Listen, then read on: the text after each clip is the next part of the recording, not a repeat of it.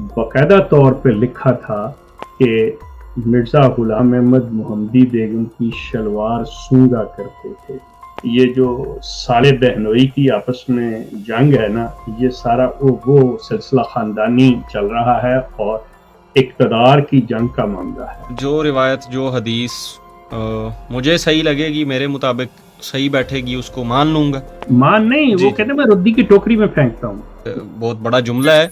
हकीम नूरुद्दीन जो इनके पहले खलीफा थे, उनके सबसे छोटे बेटे मौलवी मनान साहब का इंटरव्यू किया, गालबन ये 2005 या 4 की बात है, मुझे एग्जैक्टली वो सन याद नहीं है। तो उन्होंने ये कहा कि मिर्ज़ा बशीर अहमद ने अपने पहले एडिशन के अंदर ये बाकायदा तौर पे लिखा था कि मिर्ज़ा ग़ुलाम अहमद मोहम्मदी बेगम की शलवार सूंघा करते थे। अब मेरी उनसे बाद में ये बात हुआ सारा सिलसिला, जब मैंने इस चीज़ को अपने जो मेरे उस्ताद थे उन लोगों से इस चीज़ के बारे में मैंने कांटेक्ट किया और तस्दीक चाही, तो बहुत से सवाल उठे। तो मैंने कहा मियाँ साहब उस वक़्त आपकी उम्र कितनी थी? ये मेरी फ़ोन पे उनसे बात हो रही। तो मैंने कहा उस लिहाज से मिर्ज़ा बशीर अहमद एमए जो एमए मतलब कर चुके हुए, जो उस वक़्त आपसे बड़े हैं, वो लिख रहे हैं और लिख के अभी आपके बकौल के पहला एडिशन आया है, आपने पूरी किताब भी पढ़ ली और उसमें सारी चीज़ पे भी देख लिया और इस चीज़ को भी आपने नोट कर लिया और आप उनके पास चले गए और उन्होंने फौरी तौर पे वो वापस ले लिया और आपने ये फरमाया कि 3-4 किताबें रह गई थी जो नहीं, बाकी सारी वापस मिल गई थी, इन्होंने ले ली वगैरह वगैरह।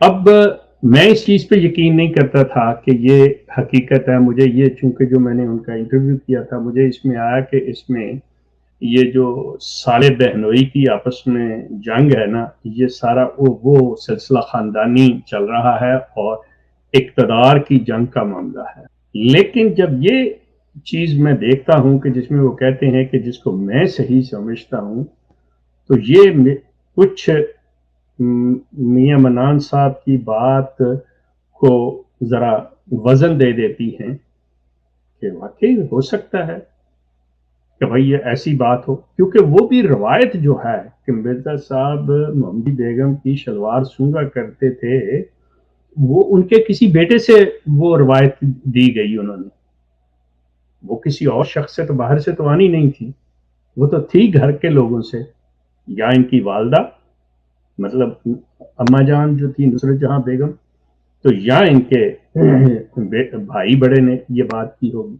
सो इस तरह की जो सिलसिले बना के ये कर रहे हैं, बात वहीं पे आती है कि इस चीज़ के बारे में आप किसी नतीजे पे पहुंचने पे पहले थोड़ा सा उस पर अगर गौर कर लें हम, तो हमें बड़ी जल्दी आसानी से हो जाएगी। मैं जब ये शुरू करता हूँ इनकी पहली रवायत पढ़नी, तो उस पर जहाँ पे ये सिलसिला आएगा तो इंशाल्लाह उस पर भी मैं बात करूँगा। जी, जिस तरह मिर्ज़ा साहब फरमाते थे, वो भी ऐसे किया करते थे कि जो रिवायत जो हदीस मुझे सही लगेगी, मेरे मुताबिक सही बैठेगी, उसको मान लूँगा, और जो नहीं वो नहीं, फिर उसको नहीं मानना। मतलब मयार अपनी नहीं ज़ात मानना है। नहीं। अभी तक हमें ये फारूक साहब थोड़ा सा सॉरी, मैं आपको इंटरप्ट कर रहा हूँ।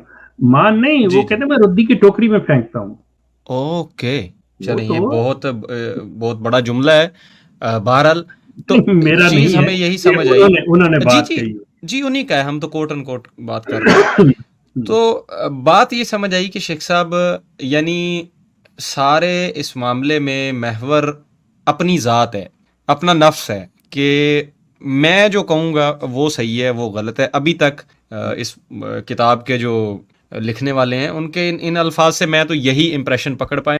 ये जो रवायत शुरू होती बिस्मिल्लाह होने से पहले ऊपर 2 लाइन जाए तो कहते हैं अखज़ रवायात में जिन शराइत को मैंने मलहूज रखा है उनका जिक्र मौजूद तवील समझ कर इस जगह छोड़ता हूँ। कहते हैं कि जो मतलब शराइत को उन्होंने जो भी मेयार शराइत बनाई हैं, वो कहते हैं ज़रा लंबा हो जाएगा, तो इसलिए वो नहीं उसका लिखना या जिक्र करना मुनासिब समझ रहे, तो कहते हैं कि मैं जो उन्होंने बना के रखा हुआ अपने पास, वो ज़हन में रखिएगा कि वो नहीं लिखी उन्होंने,